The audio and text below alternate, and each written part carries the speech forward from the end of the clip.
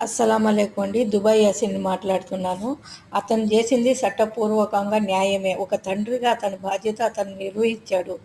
ఒక ఒక మామయ్య కానీ, అన్నదమ్ములు కానీ, అక్కచెల్లెలు కానీ ఇడిచిపెడితే బంధువుల ఇండ్లల్లో పిల్లలకి ఇలాగే జరుగుతుంది. అందుకని అతను కరెక్ట్ అయిన శిక్షణ తీసుకున్నాడు.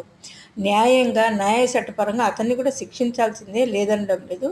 కానీ తండ్రి స్థానం అతను గెలిపించాడు. అందుకని అతనికి ఓటేయండి. ఓటు అంటే అతనికి లైక్ చేయండి, న్యాయం చేయండి. అన్యాయం ఏం కాదు. అంత దూరం నుంచి వచ్చి కొట్టాడు అంటే ఆ బిడ్డకి బాధ ఇచ్చకపోతే కొట్టడు కదా. మీరే చెప్తున్నారు కదా, సోషల్ మీడియాలో అన్నీ చెప్తున్నారు కదా, నిప్పు లేనిది పొగ రాదు, దెబ్బ పడింది గాయం తెలియదు అని. అలాగా తండ్రికి తల్లిదండ్రులు కష్టపడటానికి ఇలా వెళితే ఇలా చేస్తారా? న్యాయమే, అంతే. లైక్ చేయండి.